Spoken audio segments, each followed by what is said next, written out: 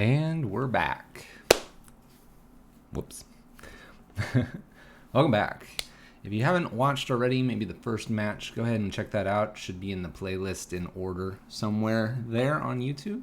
And if you're brand new to the stream, / if you're brand new to YouTube and my channel, hit that subscribe button and that bell. It helps get those notifications and supports us here.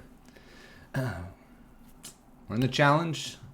We're doing all right. 1-0 so far. The first match. Not spoiling it too much for those that are maybe needing to click over to it. Not too much happened. We'll just say that. All right, but we're 1-0. Let's see if we can keep the train rolling here in our second match. Yeah, we're playing a little bit of an aggro slant to our build. We have a little more aggression from the sideboard if needed. We're hoping that maybe we don't have to use that too often, but if we do, we're going to see definitely how it works out for us. Let's get into match 2 here on the challenge for this Saturday. All right, we did get the dice roll. That's good. We'll go ahead and play first. This hand is okay. Has a bridge, a couple creatures, has a scryland as well. We'll go ahead and keep here. I'm going to start with that scryland, see if we can hit our third. It does have a Chalice as well, which is kind of nice. Start with a Void. Shouldn't give my opponent too much information. The Void is not very well known. We'll put this on top. It definitely gets us to Rabblemaster. We'll decide if Chalice on 1 is needed or if we're going to be Rabblmastering. If they are burn, I will most certainly put this on 1. And it appears they are burn. They're going to see that Desperate Ritual here. We're going to put the Chalice on 1 because if they're Goblins or burn, I definitely want this Chalice on 1. We'll get to our Rabblmasters here in just a moment. We might be putting Walking Ballista on 2 and taking care of Goblin Guide here. Goblin Guide may actually help us with our lands, but will be bad for our bridge here. This is definitely a difficult matchup if it is burn. If it is Goblins, then we're a little bit better shape. It doesn't appear it is Goblins though. Well, I can't say much yet. We haven't seen the second card here. The only reason I'm saying that is usually Goblins kind of get stuck on 1 to 2 lands, but maybe they have a bunch of 1-drops here and they're burn. Alright, let's see what we get here. We do get our land. This is excellent for us. We do hit another land. I'm not too wild about that. Let's lead with Warboss here. Warboss is going to be okay if it sticks here and there's no Searing Blaze. We are tempted to price in here and go ahead and get rid of this Warboss for this Goblin Guide. It's hard to say. My opponent's... Alright, my opponent is Goblins, so we're actually in a really good spot here. We will block here if they attack. And then Ensnaring Bridge. Actually, do I need to block here? We're going to take 4 this turn. For this turn, we have an Ensnaring Bridge coming. I don't see any reason why I shouldn't block here. We'll block Goblin Guide here. So, I'm not worried about this land just yet, although we do have 2 bridges. Maybe worth it to get them out. Let's go ahead and do a Walking Ballista here instead of Rabblemaster. This way I can take care of this Surge Bushwhacker here. I'm actually going to hold back. I should be able to win this off the back of Bridge here without too much of a problem, along with my more aggressive creatures here. A little surprised to see Goblin 8-whack here.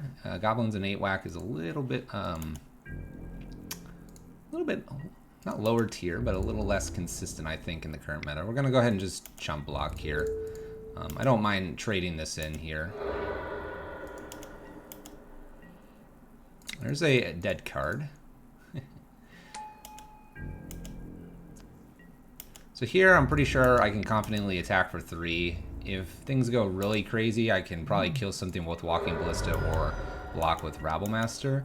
They would probably have to have 3 or 4 Burning Tree Emissaries and a Bushwhacker of some sorts. It would have to be this Bushwhacker, not the Bushwhacker that is 1+ Kicker though. 1+ Kicker gets eaten up by Chalice on 1.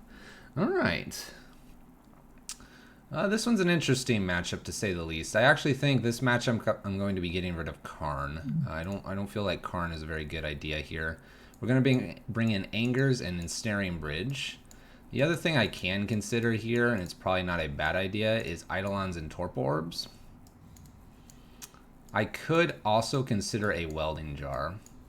Let's see here. Hazard is a maybe along with Welding Jar. Crypt, Lattice, Coating, and definitely not Akroma are not coming in here. Blood Moons are dead cards. They're essentially mono red. I'm liking my extra Abrade in this matchup. Slagstorm's fine.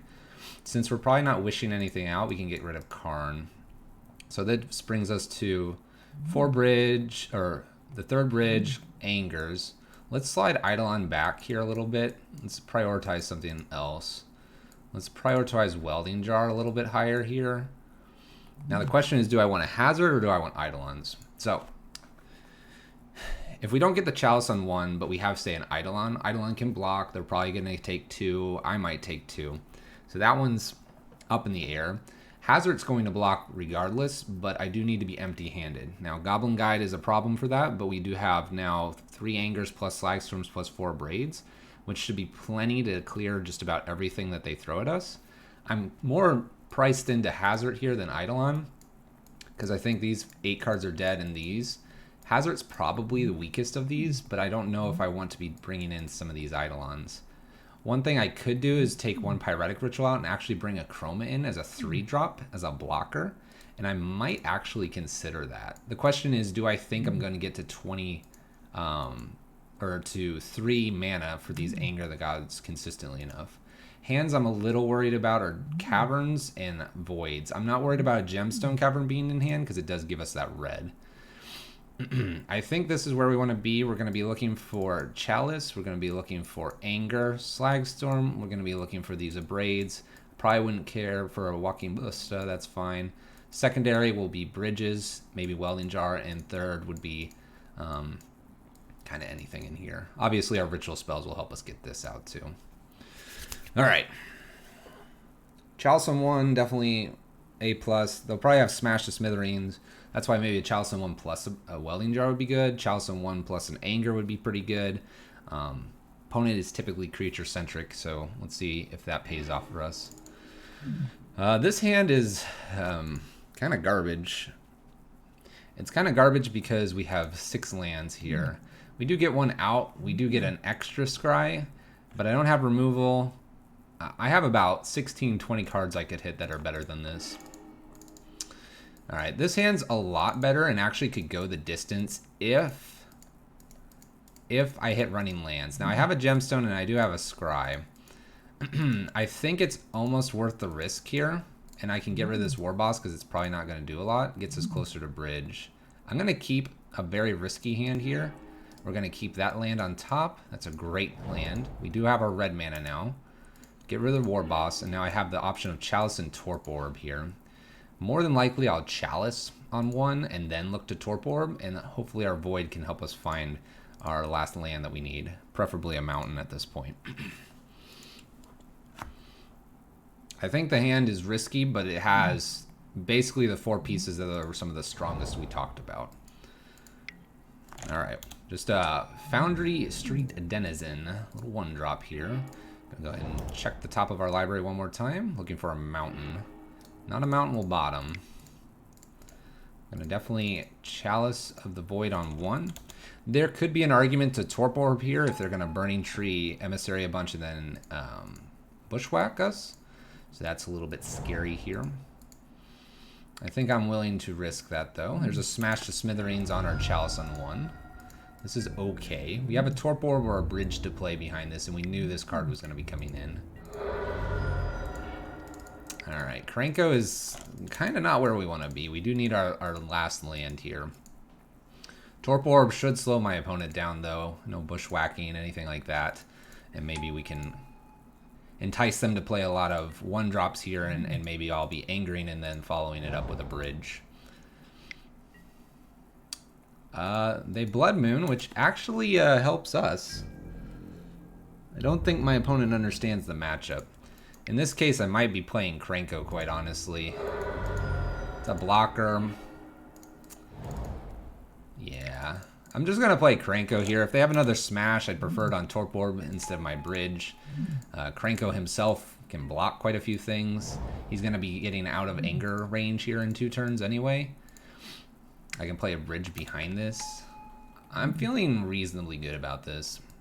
This guy doesn't get any bigger because of Torp Orb as well, so Krenko is protecting us from one thing. I think if they emptied the hand, there's an argument for just angering right behind this. We probably are attacking, though. Hopefully a land. Well, hopefully a ritual spell, I suppose. Get the bridge down, and then we have a lot of blockers, and we're looking sharp there.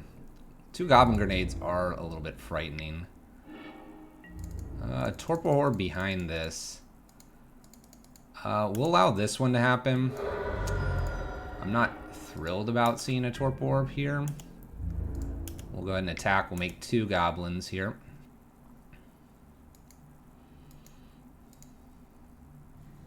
The goblins can chump block as well. Unless they decide to kill this. So bridge is what we're going to play here. If they smash, again, I'm not too worried about how they're going to smash here. Scariest thing is probably just losing to a couple Goblin Grenades. So after the attack next turn, even though we'll have a nice board presence, it may be worth our anger here to avoid 2 of these cards being... Oh, okay. Looks like we're going to be priced into angering anyway. We'll be chump here. Chump. Perfect. I'd like to see one more card from my opponent. One more creature, please. We'll be chumping. Chumping. I would not even mind a smash at this point. They probably should entertain attacking here. They want me to draw like a land. And I do draw a land. I think here I'm going to go ahead and... Am I double blocking here? Maybe I'm just going to single block.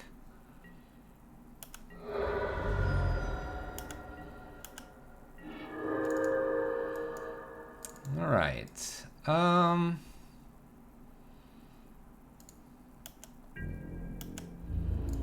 go ahead and attack here. The play is definitely an anger. Our extra land in hand is going to make bridge just a touch weaker here. We get in for our 1 point of damage. Thank you, opponent. I think I'm going to go ahead and anger the board here. We're going to play our mountain. It gives them just a touch more information that there's a gemstone in hand, but they don't, and they know I think about this Torp Orb as well. I'd prefer to have this there than anything else. This way I can play a 1-drop and a 2-drop. My opponent's out to bridge is probably smashed to smithereens, but they do have quite a few bolts left, and they can make goblins and then bolt me as well, so I have to play this on 1. I am priced into playing this on 1. We'll play Torp Orb. I am going to empty the hand. I don't need a dashing creature or anything to show up here. We'll pass turn. I think we're close to locking this out. A second Chalice on 2 would probably lock it out, but I got to get there. Anger is an interesting one. I think I'm going to hold it. A little risky, but not too many creatures on 2 are 1x. That would get under bridge here. I follow up with another anger, I'm definitely going to get rid of it. This would also let my own Rabblmasters and Legion Warbosses get through. Here we're going to just do 3 damage to each creature. I don't want to be priced into putting myself at 10 life. 10 life is kind of dangerous against goblins. I'd rather go this route. And that aligns with drawing a second anger here. This card is helping us, which is really nice. It's nice of them. Little pile driver here. And there's a 1/2. 1/2 creature.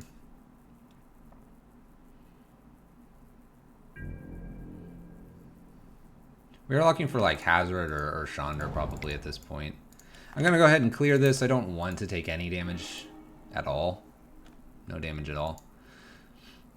I don't want some random smash, Legion Warboss, swing in for a lot. It's It's not worth it.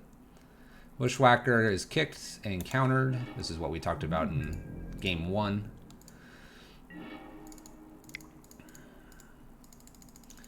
Alright. We have a Walking Ballista. It's a slow road here, but we can pick off and pump it if we draw, say, lands here. It also does remove, say, a creature or something like that. We'll just F6 here. I imagine a smash is coming for this, not other things.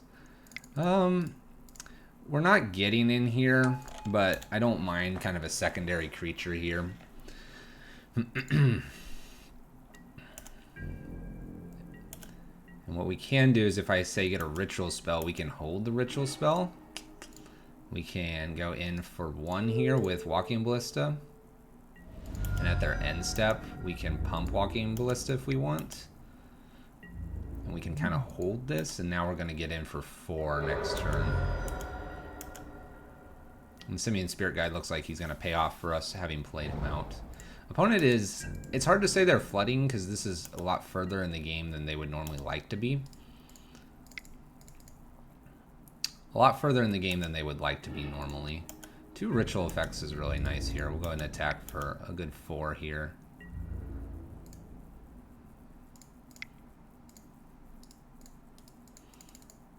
I'm actually going to go ahead and just hold the ritual effects till their end step. We'll do the same thing. End step, pump Walking Ballista if no actions from my opponent, and then we can swing for actually 3. So this is representing 6 damage. They gain life. Let's, in response to this, pump up Walking Ballista here.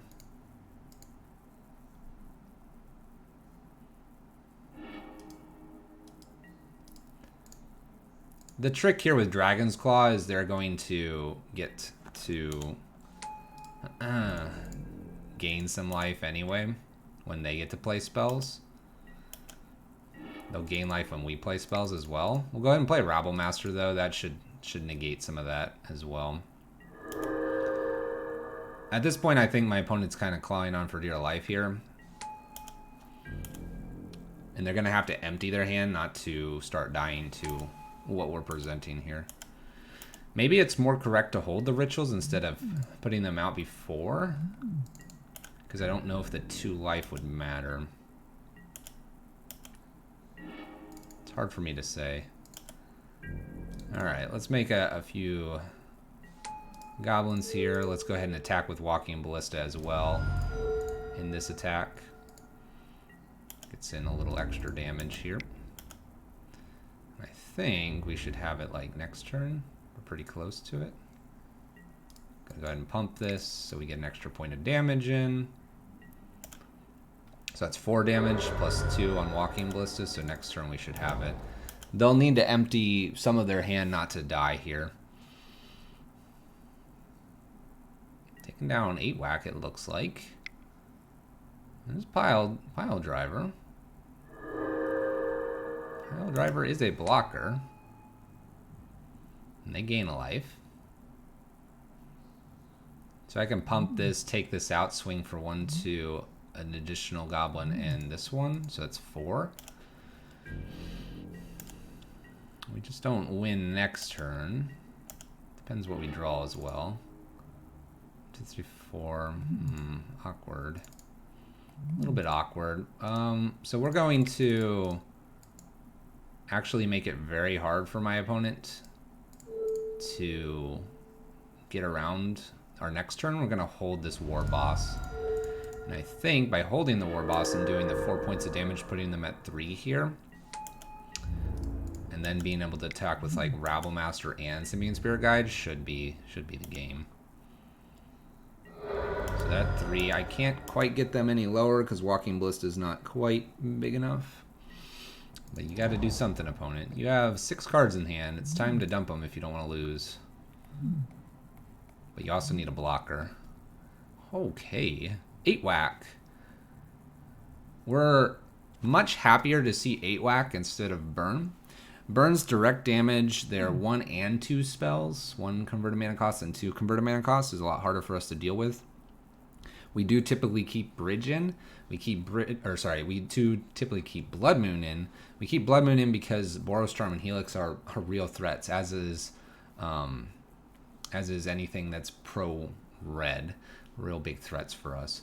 In the 8-whack matchup, though, we get to keep Bridge in. We get Chalice on 1, which is really detrimental to them. Torp Orbs happen to be reasonable, and this is a perfect example where Karn might have just finished the game maybe a few turns earlier, but we had all the cards we looked for. We have plenty of removal remaining in the deck.